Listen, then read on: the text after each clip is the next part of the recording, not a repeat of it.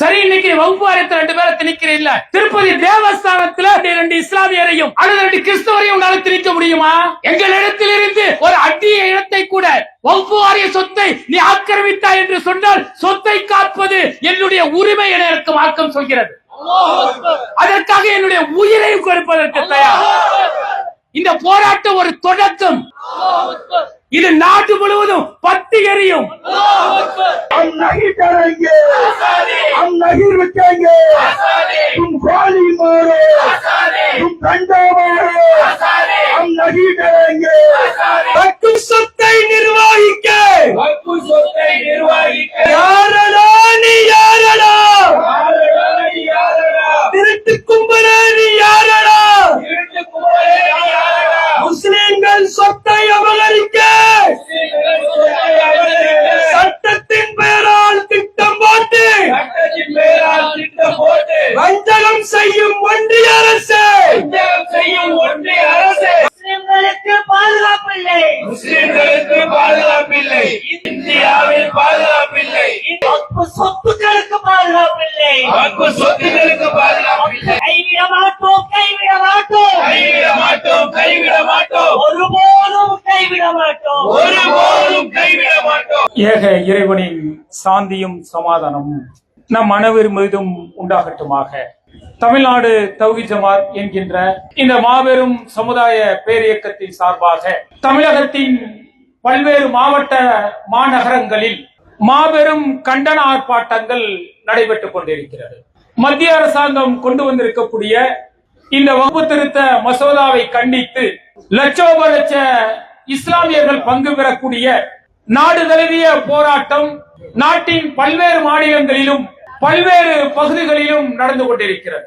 ஆளக்கூடிய பிஜேபி அரசாங்கம் கடந்த 10 ஆண்டுகளாக இந்தியாவில் ஆட்சி செய்து கொண்டிருக்கிறது. இந்த பிஜேபி ஒன்றிய அரசாங்கம் என்றைக்கு ஆட்சிக்கு வந்ததோ அன்றையிலிருந்து இந்த இந்தியாவின் சுதந்திரத்திற்காக பல்வேறு உயிர் தியாகங்களையும் பொருளாதார தியாகங்களையும் செய்த மக்களை, குறிப்பாக இஸ்லாமியர்களை வதைக்கக்கூடிய ஒரு கொடுமையான நிகழ்வுகளை பிஜேபி அரசாங்கம் செய்து வருகிறது. எப்படிப்பட்ட அடக்குமுறை என்று சொன்னால், இந்த இஸ்லாமியர்கள் தங்களுடைய வணக்க வழிபாட்டு தலங்களை உயிரினும் மேலாக நேசிக்கின்றார்கள். அப்படிப்பட்ட இஸ்லாமிய வணக்க வழிபாட்டு தலங்களை குறிவைத்து இஸ்லாமியர்களை அடக்குவதற்கு அவர்களுடைய ஆலயங்களில் கை வைக்க வேண்டும் என்கின்ற ஒரு கோர முகத்தை தான் பாபர் மசூதி இடிப்பின் மூலம் அவர்கள் காட்டினார்கள். அடுத்ததாக காஷ்மீரில் 370 சட்டப்பிரிவை அகற்றி நாட்டில் இருக்கக்கூடிய இஸ்லாமியர்கள் எங்களுக்கு அடிமைதான் என்கின்ற அந்த சர்வாதிகாரத்தை அவர்கள் இந்த உலகத்திற்கு காட்டினார்கள். அடுத்ததாக பொது சிவில் சட்டம் என்ற ஒன்றை நிறைவேற்றி அந்த பொது சிவில் சட்டத்தின் மூலம் இந்தியாவில் இருக்கக்கூடிய இஸ்லாமியர்களை ஒட்டுமொத்தமாக முடக்கிவிட வேண்டும், அடக்கிவிட வேண்டும் என்கின்ற அந்த அடக்குமுறை பொது சிவில் சட்டத்தை கொண்டு வந்தார்கள். அடுத்ததாக நாட்டில் இருக்கக்கூடிய இஸ்லாமியர்களை நாட்டை விட்டு விரட்ட வேண்டும், அதற்காக எடுக்கப்பட்ட குடியுரிமை திருத்த சட்டத்தை கொண்டு வந்தார்கள். அடுத்ததாக ஹிஜாப் என்கின்ற பெயரில் இஸ்லாமியர்களுடைய குறிப்பாக பெண்களுடைய கல்வியை பறிக்கக்கூடிய ஒரு பாதகமான நிகழ்வுகளை செய்து வந்தார்கள். இப்படி அடுக்காக இந்த ஆளக்கூடிய பாசிச ஒன்றிய பிஜேபி அரசாங்கம் இஸ்லாமியர்களை அடக்க நினைக்கிறது. ஆனால் ஒட்டுமொத்த இந்தியாவில் இஸ்லாமியர்கள் நாங்கள் எவ்வளவு அடக்கினாலும் எழுச்சி பெற்று நிற்போம் என்பதை ஒவ்வொரு முறையும் அவர்களுக்கு காட்டிக் கொண்டே இருக்கின்றோம். ஆனால் பாடம் படிக்காத பிஜேபி ஒன்றிய அரசு இன்றைக்கு என்ன செய்திருக்கிறது என்று சொன்னால், இஸ்லாமியர்களின் சொத்துக்களை ஒட்டுமொத்தமாக கொள்ளையடிக்கக்கூடிய வகுப்பு திருத்த மசோதாவை நாடாளுமன்றத்தில் கொண்டு வந்திருக்கிறார்கள். அவர்கள் என்றைக்கு இந்த வகுப்பு திருத்த மசோதாவை கொண்டு வந்தார்களோ அன்றிலிருந்து நாடு முழுவதும் பல்வேறு இடங்களில் பல்வேறு கட்ட போராட்டங்கள் நடந்து கொண்டிருக்கிறது. எங்கு திரும்பினாலும் வக்ஃப் திருத்த சட்டத்தை பற்றி பல்வேறு அரசியல் வல்லுநர்கள் தங்களுடைய கருத்துக்களை பகிர்ந்து கொண்டிருக்கிறார்கள். ஆனால் வக்ஃப் சொத்து என்றால் என்னவென்று தெரியாத இஸ்லாமியர்கள் இருக்கத்தான் செய்கிறார்கள். நடுநிலையான பார்க்கக்கூடிய எங்கள் தொப்புள் கொடி உறவுகளான மாற்று மத மக்களே, முதலில் வக்ஃப் சொத்து என்றால் என்ன, இந்த சொத்தை இவர்கள் அபகரிக்க ஏன் திட்டம் போடுகிறார்கள் என்பதை உங்களுக்கு நான் நினைவு கூற கடமைப்பட்டிருக்கின்றேன். இந்தியாவில் இருக்கக்கூடிய லட்சோப லட்ச இஸ்லாமியர்கள் மறுமையை நம்பக்கூடியவர்கள். இந்த உலகத்தில் எவ்வளவு செல்வத்தை ஈட்டினாலும் சரி, அது இறைவன் வழியில் செலவு செய்தால் இங்கு உள்ள மக்களுக்கு பாதிக்கக்கூடிய ஏழை எளியவர்கள் யாராக இருந்தாலும் சரி, அவர்களுக்கு செலவு செய்தோம் என்று சொன்னால் மறுமையில் இறைவன் கருணை கிடைக்கும், அவன் சொர்க்கத்தில் எனக்கு இடம் கொடுப்பான் என்பதற்காக உழைத்து கடுமையாக கஷ்டப்பட்டு ஈட்டிய வருமானம் இருக்கிறதே, அந்த வருமானத்தை மறுமை நன்மையை இலக்காக கொண்டு பள்ளிவாசல்களுக்கு எழுதி வைப்பார்கள். செல்வந்தர்களுக்கு நிறைய வீடு இருக்கும், 10 வீடு பள்ளிவாசலுக்கு எழுதி வைப்பார். நிறைய நிலங்கள் இருக்கும், ஒரு 20 ஏக்கர் நிலத்தை பள்ளிவாசலுக்கு எழுதி வைப்பார். அங்கு பெரிய ஜமீன்தார் இருப்பாரு. நான் மரணித்து விட்டால் என்னுடைய சொத்துக்கள் எல்லாம் இந்த பள்ளிவாசலுக்கு செல்ல வேண்டும் என்று எழுதி வைப்பார். இப்படி நாடு சுதந்திரம் அடைவதற்கு முன்பாக 1900 இருந்து பல நூறு செல்வந்தர்கள், பல நூறு இஸ்லாமிய ஜமீன்தார்கள், மிகப்பெரிய கோடீஸ்வரர்கள் தங்களுடைய சொத்துக்களை பள்ளிவாசல்களுக்கு எழுதி வைக்கிறார்கள். எதற்காக தெரியுமா? இது இஸ்லாமியர்கள் பொருளாதாரத்தில் முன்னேற்றம் அடைய வேண்டும், எதிர்காலத்தில் பள்ளிவாசல் கட்டப்பட வேண்டும், நாங்கள் கொடுக்கக்கூடிய சொத்திலிருந்து கிடைக்கக்கூடிய வருமானத்திலிருந்து பள்ளிவாசல்கள் நிர்வாகம் செய்யப்பட வேண்டும், திருக்குரானை கற்றுத்தரக்கூடிய மக்தப் மதரசாக்கள் நடத்தப்பட வேண்டும், விதவை பெண்களுக்கு உதவித்தொகை வழங்கப்பட வேண்டும், இஸ்லாமியர்கள் வட்டியில் விழுந்துவிடக் கூடாது, இந்த பணத்திலிருந்து அவர்கள் தொழில் செய்வதற்கு பொருளாதார உதவி செய்யப்பட வேண்டும். இந்த நோக்கத்திற்காக கோடான கோடி சொத்துக்களை பள்ளிவாசலுக்கு எழுதி வைத்தார்கள். அப்படி சொத்துக்கள் நாடு முழுவதும் பல கோடி சொத்துக்கள் இருக்கிறது. அப்ப ஆங்கில அரசாங்கம் இருக்கும் பொழுது இஸ்லாமியர்கள் என்ன சொல்கிறார்கள் தெரியுமா? இஸ்லாமிய சொத்துக்கள் நாடு முழுவதும் பறிந்து விரிந்து கிடக்கிறது, இதை ஒருங்கிணைத்து ஒரு வாரியத்தை ஏற்படுத்துங்கள். ஆங்கிலேயரிடத்தில் இஸ்லாமியருடைய கோரிக்கை. இந்த சொத்துக்களை அரசாங்கம் கண்காணிக்க வேண்டும், இஸ்லாமியர்கள் முறையாக அதை நிர்வகித்து ஏழை எளியவர்களை அரவணைக்கிறதா என்பதை நீங்கள் பார்க்க வேண்டும்.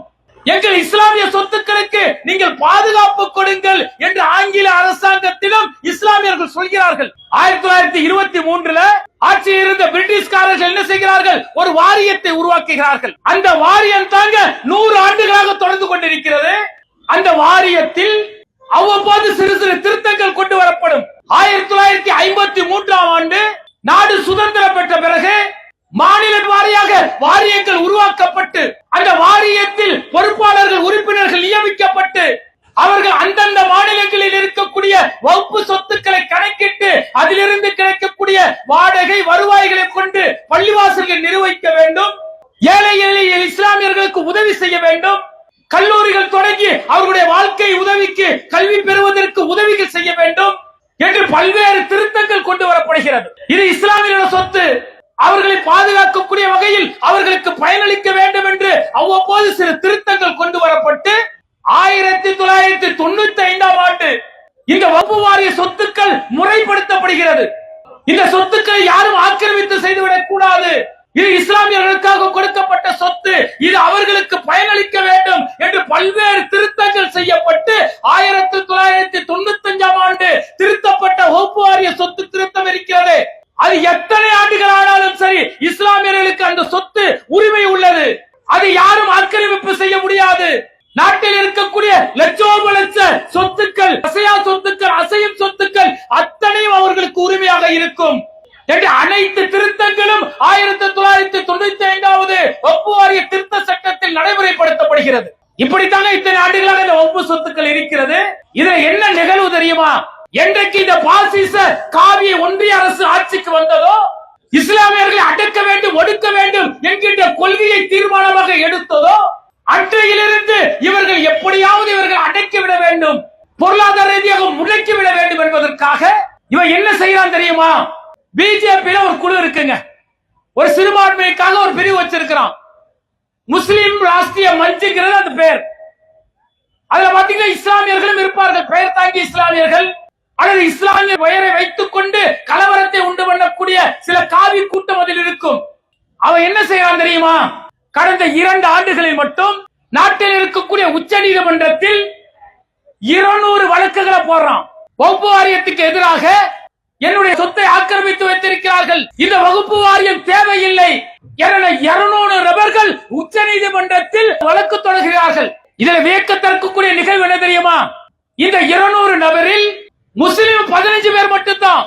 மற்றவர்கள் எல்லாம் காவி சிந்தனை கொண்ட இந்த காவிகள் என்ன செய்கிறார்கள்? இந்த வக்பு சொத்தை ஆக்கிரமிப்பதற்கு ஒரு நாடாளுமன்றத்தில் ஒரு சட்டத்தை நிறைவேற்ற வேண்டும் என்று சொன்னால் ஏராளமான வழக்குகள் நீதிமன்றத்தில் குவிகிறது.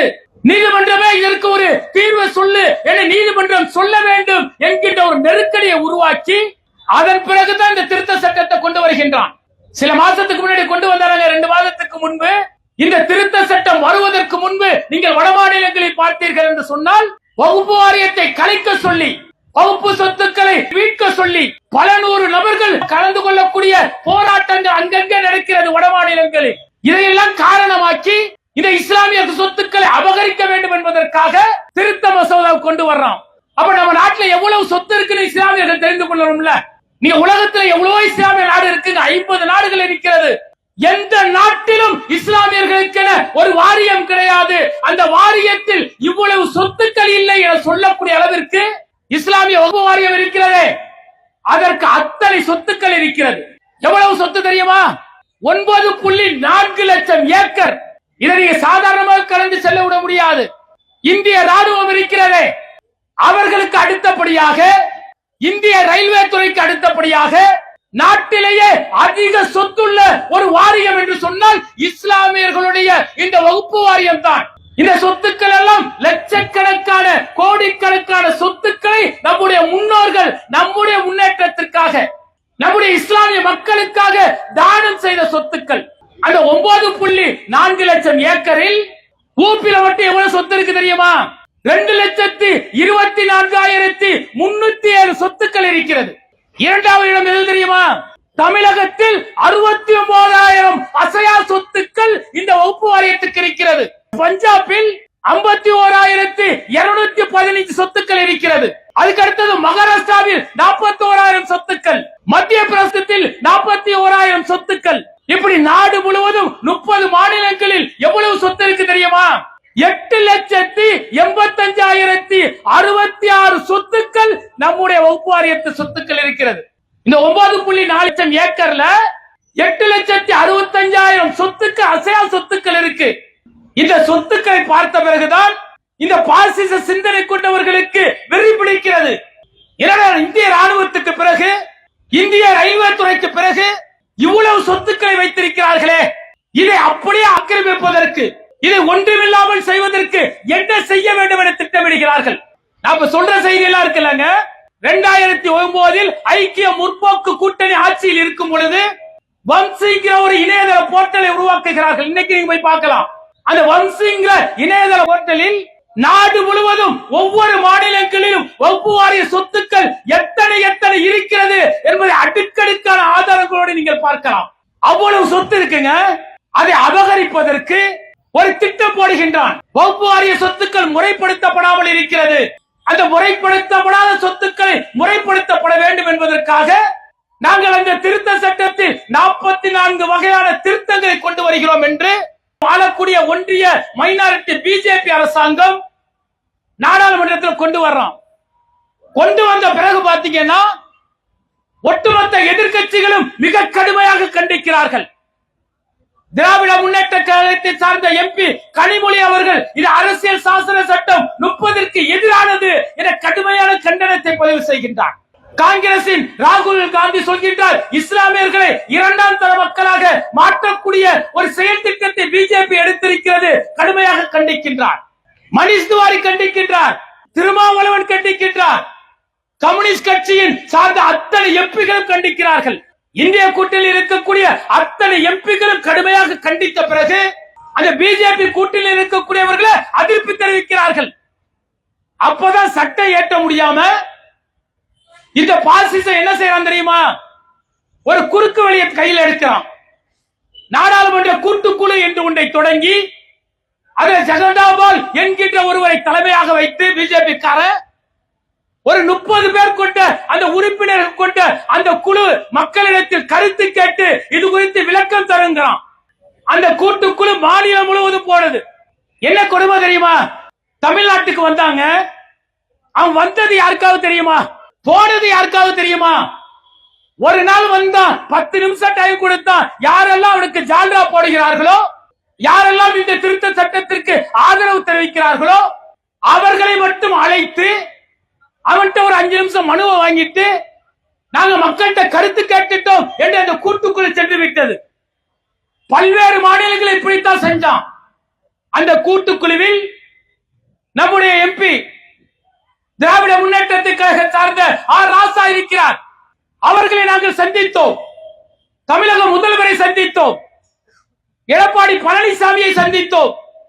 எல்லோரும் இந்த வகுப்பு வாரிய திருத்த சட்டத்திற்கு எதிராக கடுமையாக எதிர்ப்பை தெரிவிக்கிறார்கள்.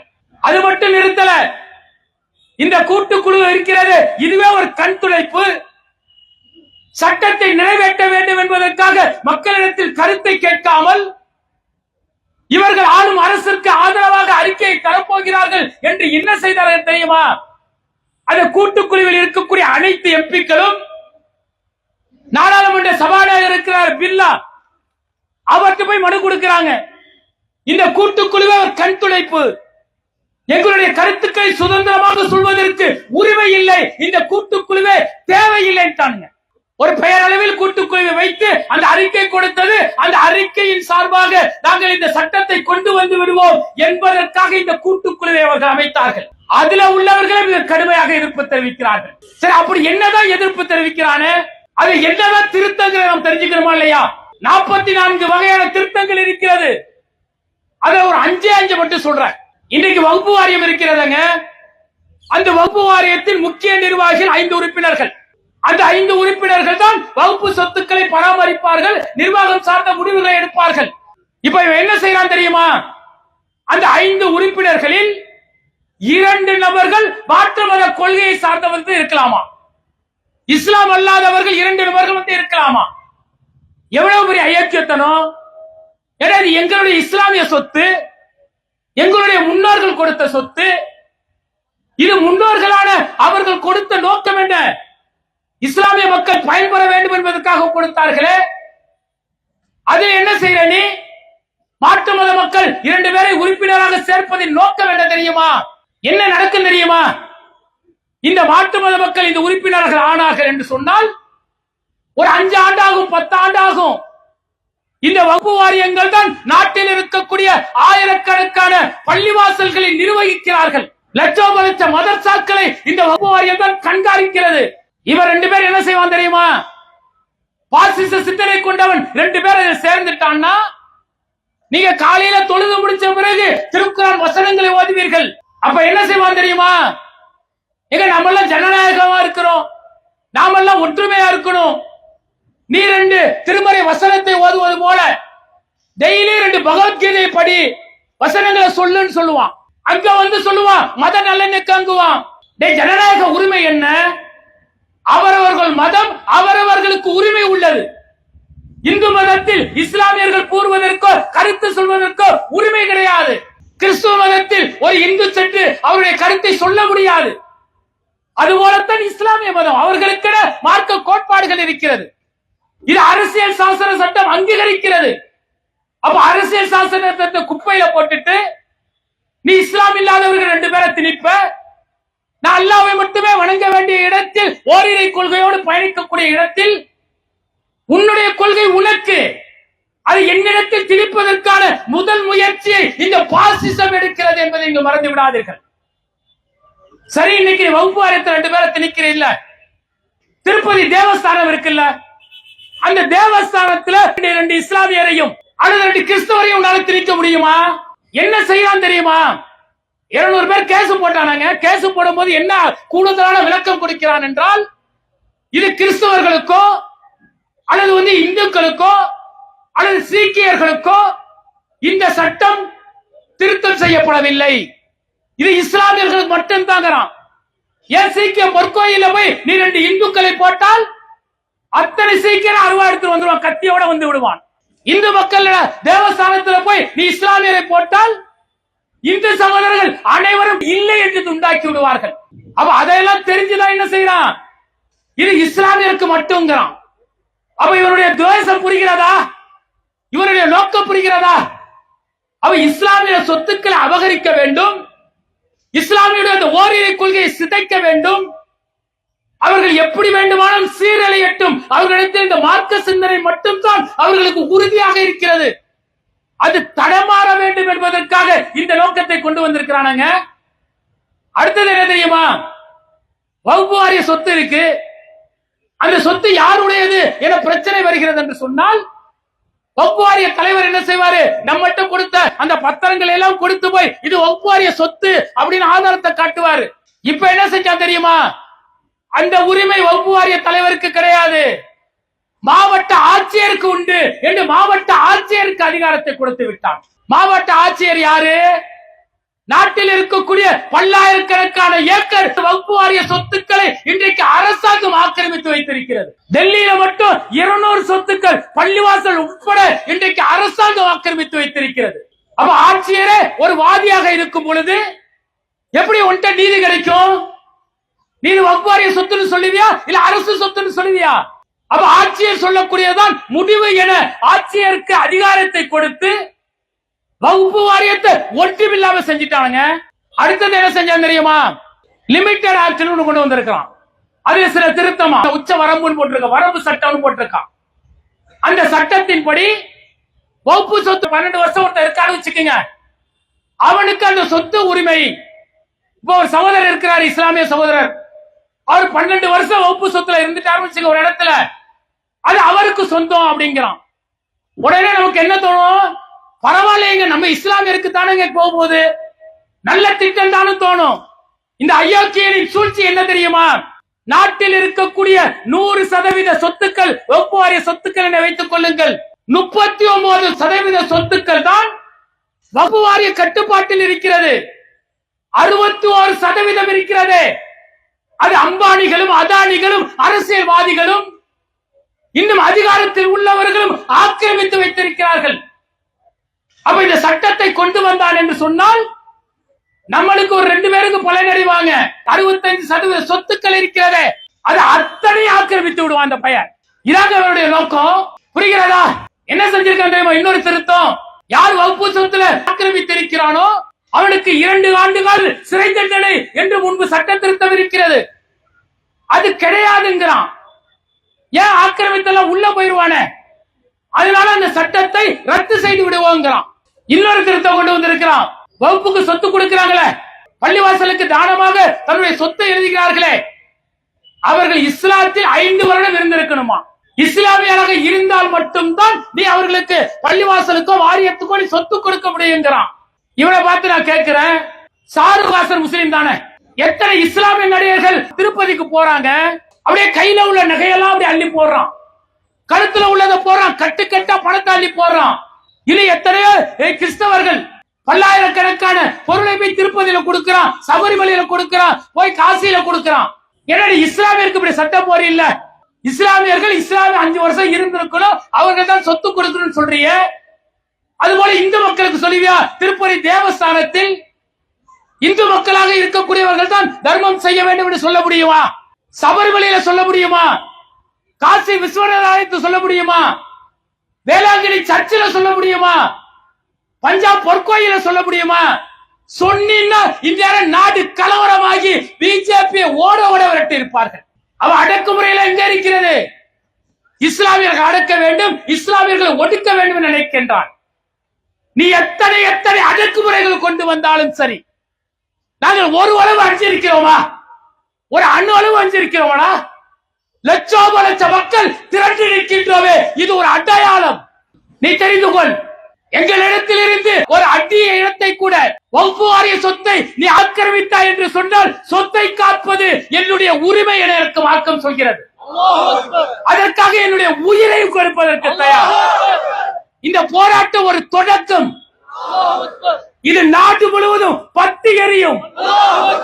உன்னுடைய அதிகாரத்தை வைத்துக் கொண்டு போற கூட்டணி கட்சிகளை வைத்துக் கொண்டு நீ சட்டத்தை கொண்டு வந்தால், நீ எப்படி வேளாண்மை திருத்த சட்டத்தை கொண்டு வந்து எப்படி கால் தடிக்க பெண்ணக்கால் தடிக்க ஓடினாயோ, அதுபோல இந்த சட்டத்தை நீ கொண்டு வந்தால் நாடு முழுவதும் லட்சோப லட்ச மக்கள் களமிறங்கி உன்னை ஓட விரட்டுவார்கள். அது நடக்கும். இன்னைக்கு நிதிஷ்குமாரும் சந்திரபாபு நாடும் மறைமுகமா எச்சரிக்கிறாங்க. நீ வகுப்போடு திருத்த சட்டத்தில் கை வைத்தால் உன்னுடைய பலமில்லாத ஒன்றிய அரசு மைனாரிட்டி அரசு கலையும் எச்சரிக்கிறார்கள். அதனால ஒட்டுமொத்த இஸ்லாமியர்களும் எல்லா கட்சிகளையுமே பார்க்கிறான். இஸ்லாமியோட ஓட்டுகளை வாங்கி வெற்றி பெற்று இருக்கக்கூடிய அத்தனை எம்பிக்களையுமே பார்க்கிறான். இந்த பாசிச சிந்தனை கொண்ட பிஜேபி அரசாங்கம் வகுப்போடு சொத்தில் கைவத்தல் என்று சொன்னால் நாடே பிரளயமாகும். அதற்கு எதையும் இழப்பதற்கு நாங்கள் தயார். இது உங்களுக்கு எச்சரிக்கையாக சொல்லிக் கொள்கின்றோம். எங்களுடைய இஸ்லாமிய சகோதரருக்கு சொல்லிக் கொள்கின்றோம். சுன்ன ஜமாத்தார்களுக்கு சொல்லிக் கொள்கின்றோம். ராமநாதபுரம் மாவட்டத்தில் மட்டும் அபிராமம் இருக்க அங்கேயே லட்சக்கணக்கான வக்குவ சொத்து இருக்குங்க. அத்தனை ஆக்கிரமிக்க போறான். பள்ளிவாசல் தலைவரா இருந்தா போதாது, கடைகளை வரக்கூடிய வாடகையை வாசலித்து இமாவுக்கு சம்பளம் கொடுத்தா போதாது, நம்முடைய சொத்தை அடிச்சுட்டு போறானடா, கொள்ளை அடிக்க போறான். களமிறங்கி மக்களிடத்தில் நீ எழுச்சியை உண்டாக்க வேண்டாமா? பிஜேபி அரசாங்கம் பொது சிவில் சட்டத்தை கொண்டு வந்தானே, குடியுரிமை திருத்த சட்டத்தை கொண்டு வந்தானே, நடைமுறைப்படுத்துவதற்கு திக்கி திணறி போய் இருக்கிறானே. எதற்கு தெரியுமா? இந்த மக்கள் திரள் கூடினால் அவருடைய சட்டம் பொய்த்து போகும், தோற்று போகும். எவனாக இருந்தாலும் எதிர்த்து நிற்கக்கூடியவர்கள் இஸ்லாமியர்கள். அதுதான் நிரூபித்துக் கொண்டிருக்கிறது. எனவே வந்திருக்கக்கூடிய சகோதரர்கள் இன்னைக்கு வரக்கூடிய குளிர்கால கூட்டத்தொடரில் இது சட்டமாக்குவதற்கு முயற்சி செய்வார்கள். சட்டமானால் நாடே திணறக்கூடிய அளவிற்கு மக்கள் திரள் கூடுவீர்களா? கூடுவோம். அஸ்ஸலாமு அலைக்கும். நீ சுருட்ட நினைத்த அப்ப இலக்கவும் மாட்டோம், உன்னை விரட்டி அழிப்போம், எங்கள் உரிமை காக்க நாங்கள் உயிரை கொடுப்போம். ஓ பாசிச படையே, நீ அடக்க நினைத்த நாங்கள் அடங்க மறுப்போம். இஸ்லாம் மற்றும் சமுதாய செய்திகளை அறிந்து கொள்ள தமிழ்நாடு தௌஹீத் ஜமாஅத் யூடியூப் பக்கத்தை உடனடியாக சப்ஸ்கிரைப் செய்து கொள்ளுங்கள். மேலும் பெல் பட்டனையும் கிளிக் செய்து கொள்ளுங்கள்.